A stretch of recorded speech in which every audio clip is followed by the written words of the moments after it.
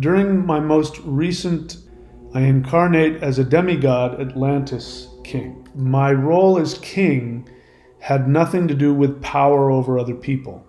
It was a true shaman king, and a true king is somebody whose energy is used to protect the people. Working together with other extraterrestrial civilizations, and we together were creating these new technologies. So this was new technologies for them as well. It wasn't like they were coming and giving us the blueprints and then leaving. We were working together, and it was an experience and an experiment in creating technology for consciousness. And we were using sound frequencies. And with sound frequencies, you could do things like levitate mountains. You could use the elements, water, fire, air, and you could do all these things, and you could create pyramids. That's how you want to know how those giant blocks were carved perfectly and how they were moved. Well, they were used with these kinds of technologies.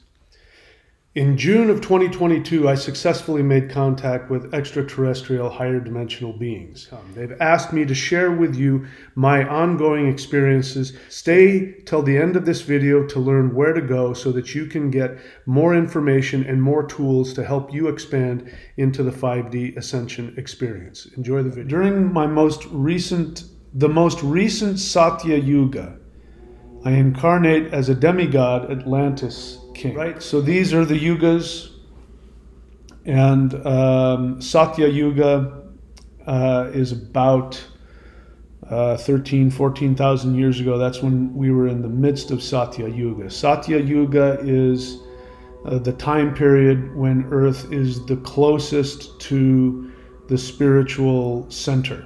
And so people are 100% connected to their soul. So spiritual technologies, spiritual disciplines, direct connection to extraterrestrial light beings and civilizations, and interacting with them. That's the kind of stuff that happened during these Satya Yugas when Atlantis was in full swing. Right? So that's what I'm talking about. So that's about 13,000 years ago. So in the next life we're going to talk about here,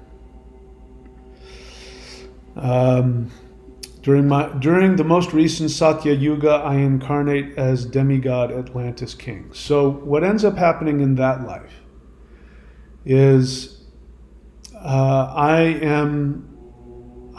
become more awakened. I remember some of who I am. Now, I don't know if I remember what it was like, being one of these pillars of light. I don't know if I have that much awareness, but I have some reconnection to my true 5D self, and I am aware that I have some responsibility over this 3D Earth that has been created. And I'm specifically there at that time period because I am consciously choosing to really shift human beings up to the next level of consciousness in this lifetime. So my role as king had nothing to do with power over other people. It was a true shaman king, and a true king is somebody whose energy is used to protect the people. And so I was doing that for the entire world. So I was, as we talked about before, I was working together with other extraterrestrial civilizations, and we together were creating these new technologies. So this was new technologies for them as well. It wasn't like they were coming and giving us the blueprints and then leaving. We were working together, and it was an experience and an experiment in creating technology for consciousness. And so as I remember it, we were using frequency, sound frequencies. And with sound frequencies, you could do things like levitate mountains. You could use the elements, water, fire, air, and you could do all these things, and you could create pyramids. That's how you want to know how those giant blocks were carved perfectly and how they were moved. Well, they were used with these kinds of technologies. And so all of the other megalithic sites that you see around the world, those are either people remembering and trying to recreate that technology, or they're actual remnants of that technology. In fact, there's some huge, in terms of the amount, there's a huge amount of megalithic structures in South Africa that you can see from space. And people who have gone down there and measured it, they're really, really, really old, and they're buried, mostly buried. But when you go to those places where these megalithic structures are, you can measure the energy there. And if you use sound, they start to vibrate. And I just flipped through it the other day, and somebody was in some old temple, and it wasn't super old. I think it might have been Greece or some place like that. And the way that the pillars were set up, they would go listen to this, and they would just start to make a sound, and the sound would reverberate in such a way where it was just amazing. Anyway, that was one of the technologies that we were working on. And so I had armies of priests and priestesses who went around the world, and their entire job was to be in these megalithic structures and to chant specific sounds and mantras and frequencies. And the truth of the matter is that Egypt literally is in the navel of the land masses of the earth. If you wanted to create a structure, a piece of technology that would have, the ability to resonate throughout the whole world, Giza is the perfect spot to do that. I incarnated in that life, and I allowed myself to at least partially remember who I was and why I was here and what I was doing. And this is where the karma comes in from the scenario when I was a Neanderthal. So that was an unresolved karmic wound, because I didn't understand. What I couldn't understand was I was only there to help.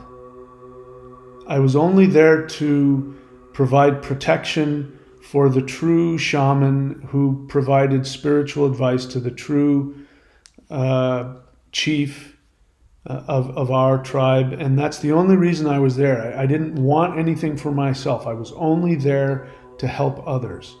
And I was so naive, I couldn't understand why a group of people would want to violently overthrow that.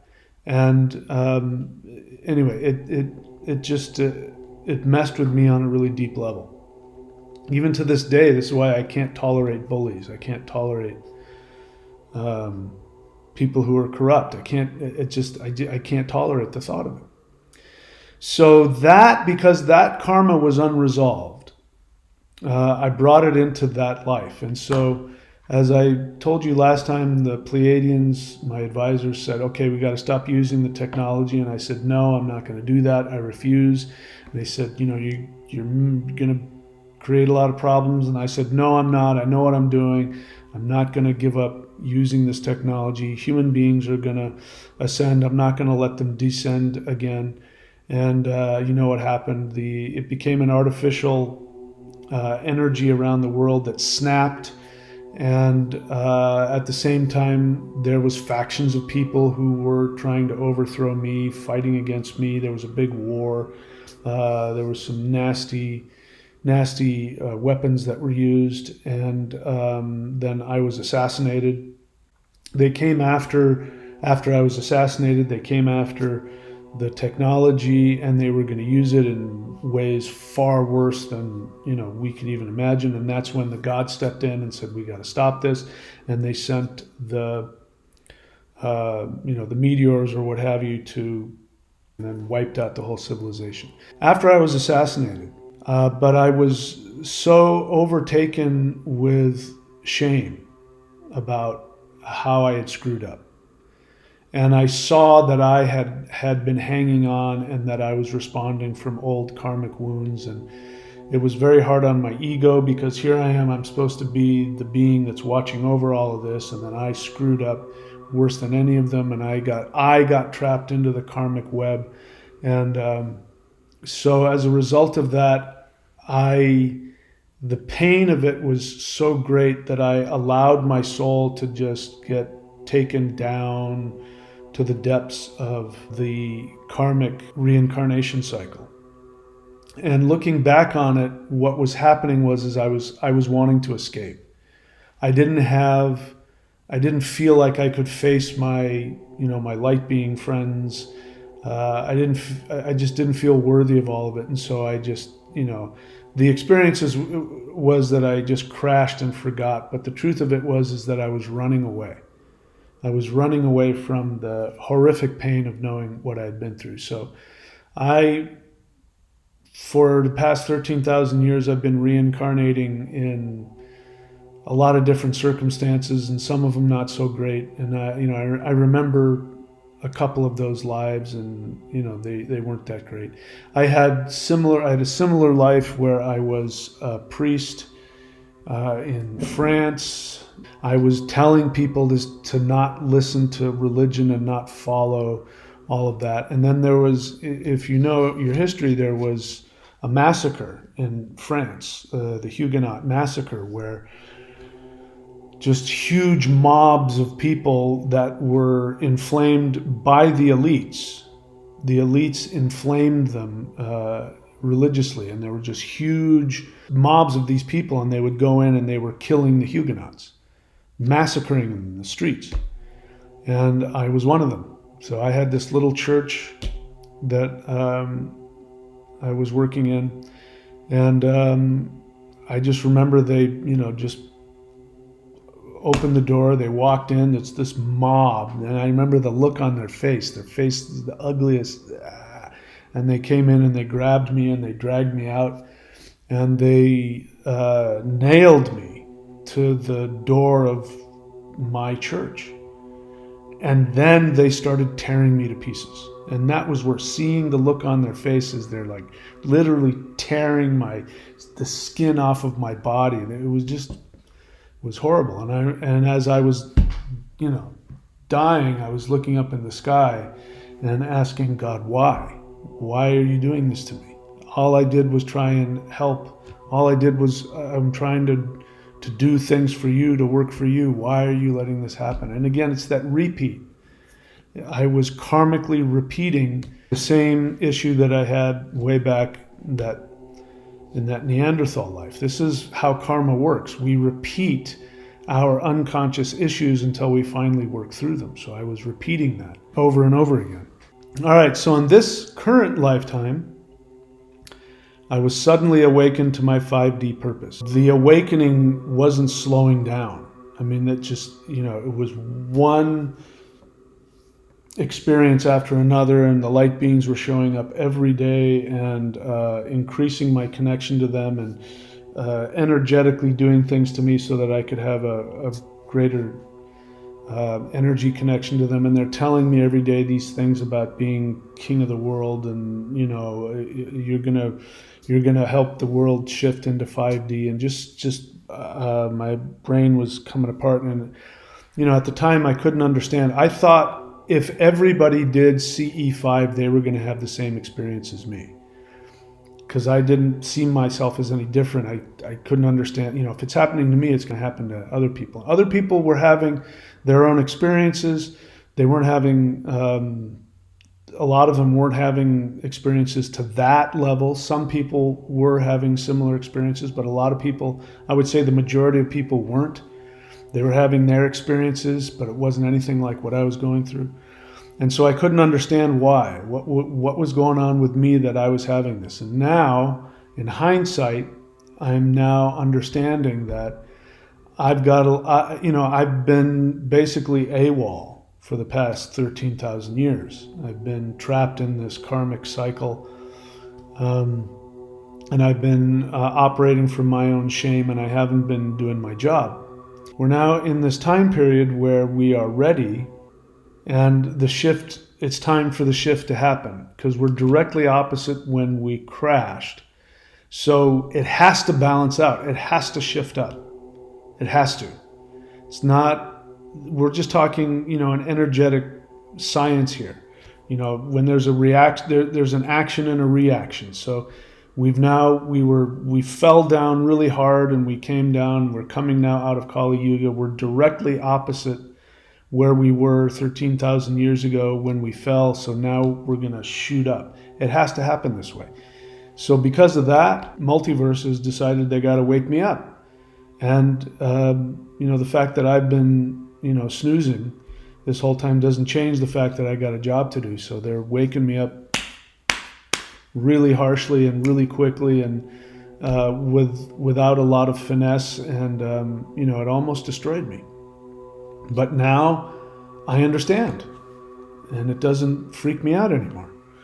And, in fact, a lot of this stuff just doesn't, it's not even strange to me now. It's just the way the reality is. So that's why, so far, everything has happened in exactly the way that they said it would. And a lot of it, I don't know, because I don't remember exactly what I said when the Pillars of Light were asking me, how would you have the shift happen? Well, basically the way it's happening is how I said it should start. So it's already happening in the sequence that I told them, here's how things should go. I might be deluded, I might be projecting, all of that. I don't have any attachment to any of it. I'm just sharing with you that, okay, I was really, suspicious about this, and sure enough, it's happening pretty much like they said. So I'm very excited to see what's coming next. And I'm now just in this place where, I'm not overwhelmed by any of it. And I'm just here to do my job. And the main job that I'm here to do right now is these meditations twice a week. That's my job. That is, according to the light beings, is the single most powerful thing anybody can do. That includes all those of you who are doing it with me, to create that energetic place where consciousness can come up. Ironically, it's what I was trying to do 13,000 years ago when I was supposed to let it go. Right now I get to do it. Well, I hope that you have been enjoying this series. This is the last video in this installment of this series, and if you look in the links below, I've got a link to the playlist, which will be dedicated to me continuing to revisit all of my extraterrestrial communications, my visions and my journeys, and all of the things that I've learned about myself and about consciousness and the universe and the multiverse. So if you want to check out all those, go ahead and click in the link below for that playlist. And I'm going to continue to keep doing this because there has been so much information and there have been so many journeys and lessons that I've been taken on. And I think it's important for me to chronicle this, at the very least for myself. So keep tuned to this playlist and you'll see more of these experiences and recountings of my interactions with light beings and extraterrestrials. If you appreciate what we're doing on this channel, the Michael Denny channel, you can go to the website michaeldenny.org, and there you'll find all of the resources, which include all of the energy practices and all of the mantra, the energy work. Just check out everything that's in the shop, as well as in the Patreon subscription. The The Patreon subscriptions is really what pays my rent. Without that, I wouldn't be able to do this work full time. So if you want to support this channel, I encourage you to subscribe. I always want to make sure that my subscriptions have practices and teachings that you can use. I don't look for handouts. I really appreciate people who are looking to learn and to grow. So it's a win-win for both of us. So go to michaeldenny.org if you want to go straight to the subscription site. That's thunderwizard.com. And we've got a huge astrological shift that's coming up at the end of March. So if you want to find out how you can take the most advantage over what's happening, then go here to astrology.thunderwizard.com and you can get a reading from me or from one of my astrologers. Please, most importantly, come check out the live guided interdimensional meditation, which we do every Wednesday and Saturday at 8:30 p.m. Eastern Time. It is free. It is the single most powerful thing any of us can be doing to shift the world up to the next vibration, which is coming very quickly. And if you want to have the same kinds of experiences that I have been having, that is an excellent way to be connected to those beings. When I do those live guided meditations, I specifically go out in my astral body ahead of time and I ask the light beings to connect with you and to help you if you're coming in and doing these meditations. So every Wednesday and Saturday at 8:30 p.m. Eastern Time. I hope to see you there. That's it, my friends. I love you all. Please take very good care of yourselves. And until next time, please remember that you, in fact, are God. You are the most powerful being that has ever existed. And I thank you for allowing me to live in your multiverse. And I thank you for being a part of this journey with me.